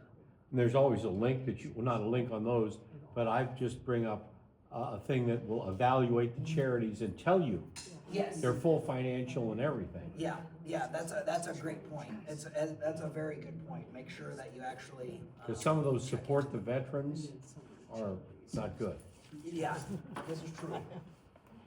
Can I make a quick comment? That's an excellent comment right there. I used to be involved in fundraising and charities and so forth, and I'm not gonna name names, but Thank you. based on the hurricanes and everything, the most common one that you get says you send it to this particular agency. Yeah, This website you should go to is called Charity Navigator. So, I mean, it's got a Smile, whatever it's called, you know, it's got Red Cross, Salvation Army, and they rank them all. And they rank them based on accountability, executive pay, and all these other things, and it's extremely informative. yeah, Yeah, very good. yeah, those are great points. And that really does help, especially against stuff like charity scams, right? If we're evaluating stuff like that, it helps keep us from getting duped by a fake charity. So we had talked about this a little bit. They have it classified as a type of a scam. It's really more of an attack tactic, and that's the man in the middle. So basically, it's someone that is listening to the network. So like I'll use the public Wi-Fi at a coffee shop, for instance. There's tools that I could use to sit and listen to traffic on the network, and it'll capture all of the raw data. And then I can take that raw data and, you know, it may, if you are sending bank account or like bank credentials, stuff like that, if it's not secured, if it's not inside of an encrypted tunnel, I'm able to see all of that information and then gather that information.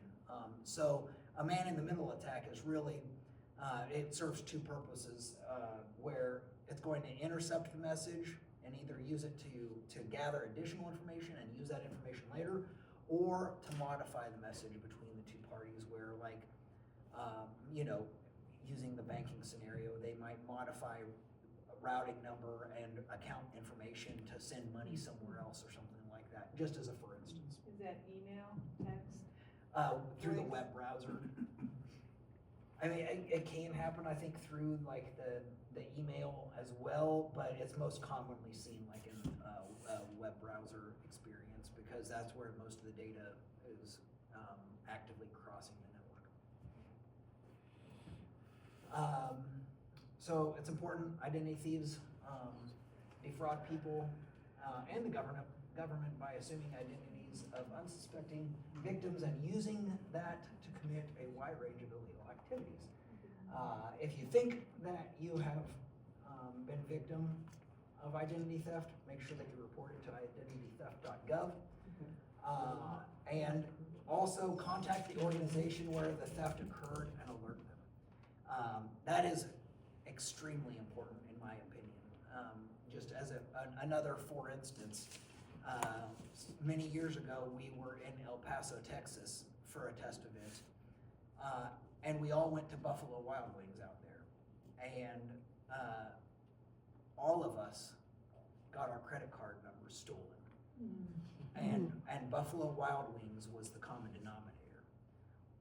And so we contacted Buffalo Wild Wings. We're like, hey, like, what's going on? You know, there were 17 of us, and we only had one place that we all went to and used our cards, and that was Buffalo Wild Wings. And so, you know, what's going on?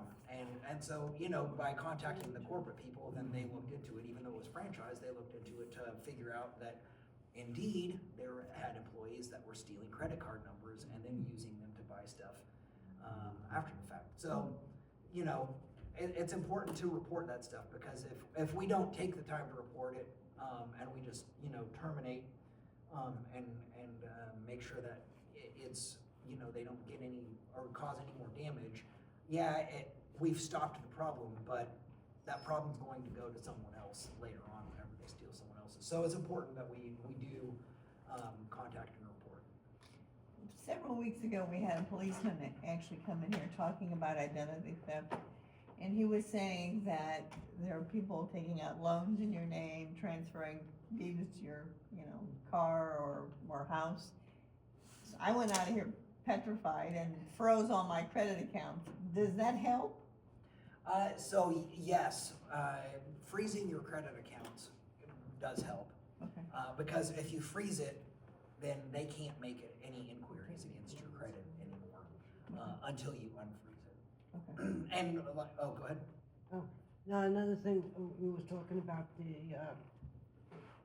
when we were at Buffalo, I was in Jersey, and I don't know if anybody's been to Jersey, where you have to give your credit card to the attendant, and he goes into the office to do it.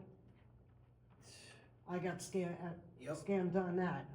But immediately, when I saw it on my credit card thing, I called up my bank, told them what happened. Yep. And they canceled it. Yeah, and a lot of the times, like, if you know where it happened, the banks will go after them as well. And Right. so yeah, it's important because, I mean, it's hard to get the accountability. Never leave your credit card where you don't see it. Yeah, Exactly. yeah.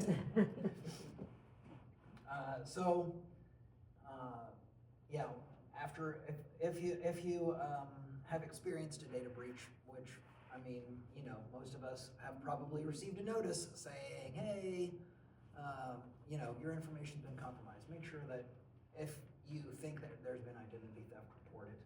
So what are we supposed to do when we get those letters? I mean, at this point, like, I always just go and check my credit, and that's really the first thing that I do. I have alerts set up on my Credit Karma, so that way if someone is trying to open a new account under my name or anything like that, I'll get alerted. And, I mean, that's one thing. Oftentimes, if you, like, there should be instructions in there depending on the severity of the breach, where you can, like, they'll pay for a year of credit monitoring or something like that, where you sign up through Experian or whoever to get a free year of credit monitoring as well. But anymore, I mean, something like Credit Karma is pretty sufficient for being able to monitor it yourself.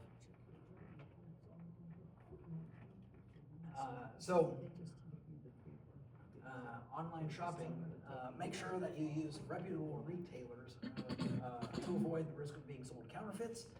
I don't know how many of you have seen Temu.com or shopped on Temu.com. I mean, there's lots of funny jokes going around about Temu, like I bought a new car off of Temu and it came in today and it's a little Matchbox car. But, it's one of those where you want to make sure that who you're buying from is reputable. And we shouldn't believe all the reviews that we read online. So a lot of companies will make sure that the negative reviews either don't make it or are somehow removed. There's entire companies whose job is reputation management for other companies. And they will go and make sure that the negative reviews are either pushed so far down the list that they're impossible to find, or, another one is having lots of fake good reviews. So make sure that you don't just trust the reviews. Be wary of shopping from shady websites, and always, and actually, like, that's a one that I got tricked with last Christmas. So bone conduction headphones, I don't know if any of you have seen them, but they sit outside of your ear, right? And the vibration goes down your ear now. Anyhow, we thought that we had found a good deal, and and on it, it had America, right? And I thought it said made in America. No. The fine print said ships from America. And it was a very cheap Chinese knockoff, and it shipped from a warehouse in New Jersey. And we bought it using PayPal. That's another important tip, right? If you can use PayPal or something like that as an intermediary whenever you're making these purchases online, do it. Because you can file complaints through PayPal, and if the company wants to be able to keep using PayPal, it's in their best interest to come to resolution quickly. Because otherwise, they'll get a negative report against them, and after so many negative reports, they can't use PayPal anymore. So then that's one source of revenue stream that they've lost. So anyhow, thankfully we had used PayPal, and they refunded us the money after some back and forth because they wanted to do reputation damage control. But that's one of those things that, we want to make sure that whenever we're buying stuff, it is reputable, and use something like PayPal as an intermediary where you can, because they help provide an extra layer of protection for consumers. And read the site's privacy policy. I know it's wordy and a lot of legalese and awful, but like a lot of the phone calls that we get are because of, maybe we signed up for something online and didn't read the privacy well enough, and now they sold our phone number to someone else, who sold our phone number to someone else, and so on and so forth. And now we're getting 1,000 phone calls a day for stuff that we don't want because of just not reading the privacy policy and making sure that we opt out of that stuff. And always be careful whenever you provide financial information, and don't provide financial information in insecure connection. I'm gonna actually, since we're way over time, sorry. So veteran-related scams are also everywhere, and people need to be very careful before donating. We talked about that, and use that database of charities to be able to make sure that you know who it is and that they are legit. And okay, so we talked about that. So for social media safety and awareness, just a real quick overview. The lock icon typically indicates privacy settings, question mark is help and support, and the gear icon is the settings. As far as tips, make sure that you're picky on who you friend and don't friend and what social media platforms you use. Never, ever, ever post your location. Don't share your location. If you have the ability to disable location on your phone or on your pictures, disable location on that, because all of that stuff, like on our phones, if we don't disable location services, for instance, on our cameras on our phones, our location is embedded into that picture. If we upload that picture to social media and someone downloads that picture, they have the location of where we took that picture. Be careful with any applications that you install, even like say Facebook, right? There are fake Facebook applications that you can install that aren't going to be good for your phone if you do that. And same with like apps that are advertised on the social media. Be careful with that. Don't trust, hover over the link. And if you think it might be a legitimate application, look it up, do the research before you go ahead and do anything. And don't overshare. Again, this is something that's really relevant for us and the kids. Don't oversharing kind of ties right into the don't post your location. And make sure that you go over the security settings, because the security settings, you can control a lot of that stuff where you can limit who sees what, and make sure that you block as much public information as possible. So that way, you may not be able to block someone from seeing that you exist, but you can block them from seeing where you live, what your birthday is, who you're married to, all of that stuff. So it just really limits the ability of someone to see, and try to target you.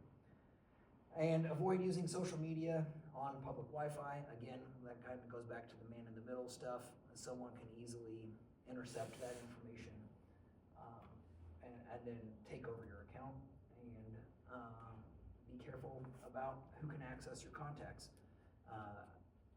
That's one of those, like on the phone, for instance, like if you install, say Facebook, it'll ask, do you want to allow access to your contacts? I mean, why does it need to have access to your contacts? It really has no business having access to your contacts. So just make sure that whenever you're setting up that stuff, that you're careful. And delete accounts that you no longer use. That is a very good tip, because if you just leave an account sitting out there that you haven't used in a long time, the chances of it being taken over and used maliciously without your knowledge are obviously greater. And double check suspicious messages from your contacts. Examples might be, like if you haven't, I have an aunt, for instance, that I hadn't talked to on Facebook in a very long time, and she sent a message, hey, how are you doing? And I responded with, fine. And then she went into a spiel about how she needed money. And I was like, yeah, I know you're not my aunt, so good day. But oftentimes they'll try to, lead you on a little bit in the conversation to get you to bite, and then they'll turn the conversation. Dummy profiles, we talked about this. Fake profiles to imitate another person and exploit the relationship. If you're getting duplicate friend requests, that should be a red flag. In fact, I'm 90% certain that I have friends that are waiting to be my friends on Facebook that are legitimate people, but they've opened like 3 Facebook accounts. And I'm like, yeah, if you're gonna do that, don't expect me to be your friend, because I don't know which one of these is the real one, so I just won't be friends with any of them. And clickbait, ads that are designed to make you want to click the hyperlink. Like you'll see it like on the news apps a lot. I use the Fox News app, and I'll scroll down a ways, and then you'll have the doctors are raving over this. Click here. I'm like, yeah, I'm sure they're raving over it. And other social media scams are like the sick baby hoax. If you know someone that has a sick child and they actually have, like a GoFundMe or something like that, that's different. But oftentimes you'll see these hoaxes floating around where they're trying to, they're posting a picture of a sick child and trying to exploit people into donating money, and it's not actually a real person. So make sure that, before you donate, that you verify that it's someone that is legit, and you're not, and again, like it says there, don't like or share the post, and if you believe it to be a scam, report it. We kind of talked about this. Make sure that you don't accept friends from strangers. This kind of goes more towards the kids. And make sure that you don't share other people's photos or content without their permission. And comment and post carefully. Again, this is more for kids, I would say, these days. Keep in mind that our personal comments may affect our relationships and our jobs. A lot of employers, I've reminded my children of this, a lot of employers look at social media now because they want to see who you're portraying yourself to be in this interview, who you really are. And then they'll go and look and see what kind of stuff you're posting. And sometimes, it's not to be like judgmental of the person, but try to see, do we think this person would be a good fit in our organization? But if you're acting all super friendly on the interview and you're posting all sorts of hateful stuff on, say, Facebook, that's a big red flag to employers. So that's one of the things I always remind my kids of. Once you put it out there, It's there forever. You can delete it, but it's there forever. Somebody will find it. And then the last section, hey, it only took me 2 hours to do 1 hour. Kids and the internet. I don't know if any of you are caretakers of kids, and for anyone that watches it later, if you have kids, the biggest recommendations I have when it comes to cybersecurity and kids is, one, limit the screen time. That's probably the biggest problem is when you don't limit the screen time, it's really hard to be able to monitor everything that they're doing, the sites that they're visiting, and stuff that they're doing. So it's important to limit the screen time and limit it like to where they can't be on in the middle of the night, for instance, because a lot of unsavory things can happen in the middle of the night on the internet. And monitor access to websites, games, and applications. This is a big one, just because there's so much junk out there. Not all of it is nefarious, right? Some of it is just quite literally garbage. And kids just don't need to see it. So we need to make sure that we're monitoring that, using tools in our arsenal to be able to protect them. I have a couple of tools listed here, Bark and Circle. And Bark is an application that you can install on the phone, but they also have a little device that you plug into your Wi-Fi, and it will filter all of your traffic, and it will monitor everything that goes on your network. And this is fantastic for being able to do things like blocking pornographic websites or pornographic ads. It'll also alert you, like if your child is searching for stuff that they shouldn't be searching for, or if they're going to websites and posting bad stuff or being bullied as well. I haven't used Circle personally, but I know Circle is very similar to that.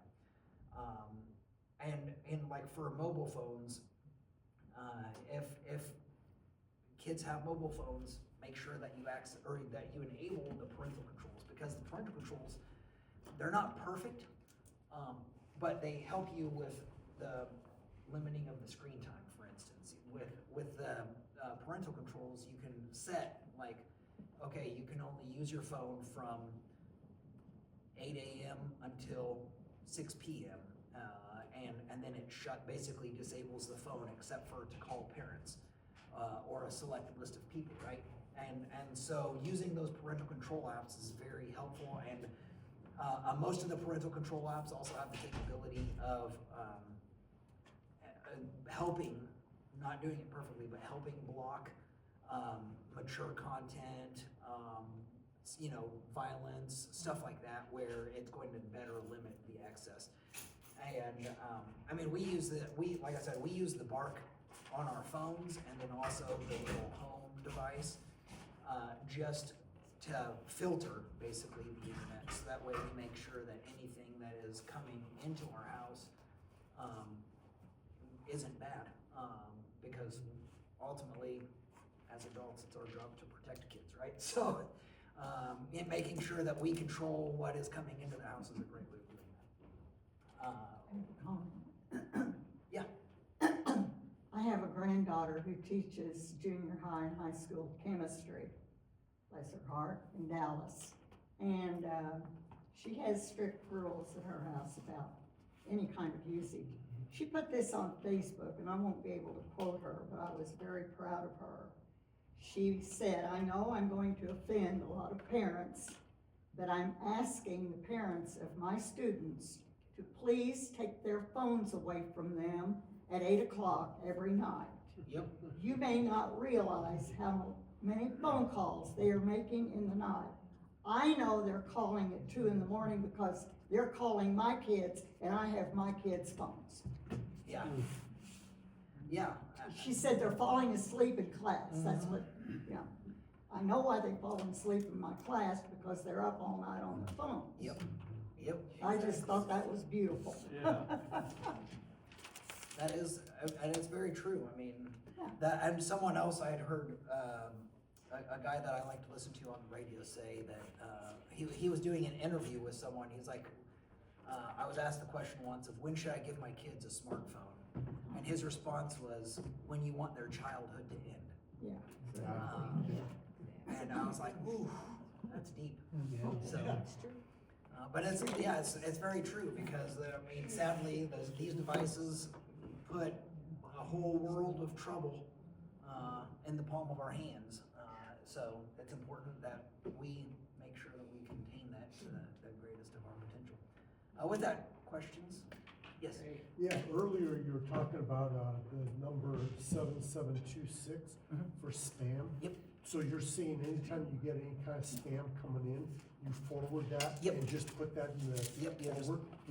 And they'll automatically delete it? It'll flag it in their systems. Really? Yeah, so that way it should help with blocking it at the service provider level instead of just down at the phone level. So, Oh, okay. I have a question. I've been told many times that the vulnerable people who are vulnerable to scammers on the online are elderly women, my age and older, maybe younger. And you keep saying report anything. Where would these women report it? so like with the scams, I mean, you can do like there's the identitytheft.gov is one that you can report. And a lot of, I think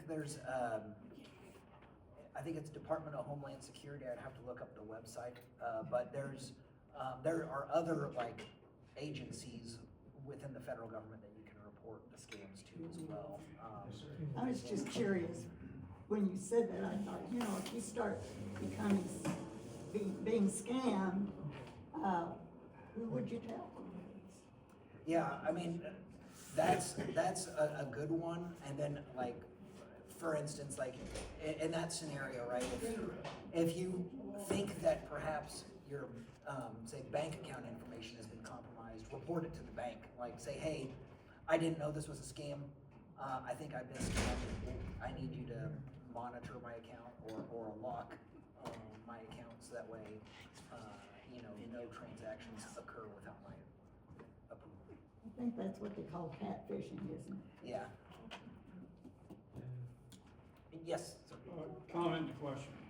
We're talking about Temu, which is a Chinese-owned company, Yeah. right? But as a guy who gets a lot from Amazon, so I'm not trying to be hypocritical here, but one of the ways you can deal with these internet companies is to buy local stuff. Yes, absolutely. I know you can't always do it, but when you can, you sure ought to. Yeah. Oh, I couldn't agree more. Secondly, I'm curious about how you feel about something like Alexa. Yeah, we didn't talk about that. So I'd say that I have a hate-hate relationship with Alexa. It's just because, like, I've done from maybe newer versions are better, but even like when you tell it to stop listening, it's still listening. It has to. Yeah, it has to be. And it's collecting all that information. And yes, most of the information that it collects is probably completely harmless. But I can tell you that you can contact Amazon. I don't know about Google, but like for Alexa, you can contact Amazon and tell them I want all of my transcripts and I want you to delete all of my information. And they have to do it. So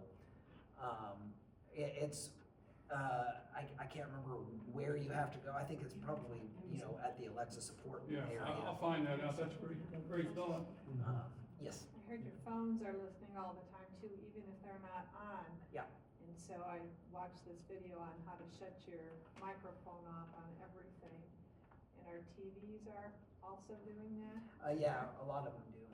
Yeah, and like for my computer, for instance, I'll just turn it around. A lot of them have built-in webcam screens now, but like at the time of this computer, there wasn't one built in. So I stuck one on, so that way, no one could access my, or if someone did access my webcam, they were just going to see blue. So, and then I guess we didn't really talk about artificial intelligence at all. But so it's kind of, I try to make sure that I approach this from the proper technical perspective, because it's being called artificial intelligence, but it's large language models. And so these large language models, basically you feed it tons of information, and then it basically has the ability to quickly search through the information and give you, answers. Now, in saying that, I know that they're working on next generation stuff already, where it is able to do reasoning on its own-ish. But as it stands, it's basically just doing a very rapid computational analysis of the data that it has, and then spitting out an answer. It sounds absolutely horrifying, and parts of it are. But I can tell you just from like personal experience at work. So like as a cybersecurity person, I can't possibly be an expert in all of the programming languages that I look at on a daily basis. So I'll use it like whenever I'm, for instance, needing to run a test against a language that I'm not familiar with. I'll be like, hey, I need, a script written in this language to be able to do this function. And then it'll spit something out, and I'll have to do a few tweaks to it. But it keeps me from having to, spend an entire week of just studying this programming language to be able to get proficient at it enough to build it myself. I could just say, hey, I know you have all this information in there, make this for me real quick, which is nice. And it can be used for comic relief as well. We were aboard at work the other day, and we were like, hey, if we call it the AI overboard, because I guess you kind of get a dark sense of humor about it whenever you work with technology every day. But we said, hey, with the imminent takeover of the world by AI, what would be a proper pledge of allegiance to AI? Just as a joke, we put just as a joke. And then it spit out this pledge of allegiance, just as a joke, of course, and it said, if you want to have fun, this is what I would do. And so we were like, okay, that's kind of funny. And we were like, so how often, should we recite this? And it said, well, if you want to continue to have a good sense of humor, recite it daily, and then went down. And then at the end, it put as a note, for the truly dedicated, whisper the Pledge of Allegiance every morning to your smart devices. And I was like, that's hilarious. But anyhow, like in the current state, I mean, there's a lot of hype around it, but it's still very, it's essentially just regurgitating information that's out there. And a lot of that information is wrong, as far as being not factual or incorrect. So it's kind of the concept of if you put garbage in, you're gonna get garbage out. So. Isn't it keeping us from thinking for ourselves Oh, anymore? yeah, Dumbing us like I down. won't allow my children to use it because I'm like, no, you need to understand how to do this stuff. It's very important. I'm 43 and I'm like, okay, well, I'm not gonna try to learn 17 new programming languages in a year, so. Yeah. This is just asking for your opinion. Yes, How safe do you think our elections are at this point? I mean, You need I to go don't back to know. paper ballots. That's a can of words. I will say, and again, this is partially in jest. The company that had the software that caused basically Delta Airlines, hospitals, they were the ones that secured the election last time. Take that as you will. But it was. I laughed because like that whenever that company came out, they were boasting that they were cutting edge antivirus because they used AI and all this stuff. I'm like, oh, the irony! You just cost billions and billions of dollars for these companies.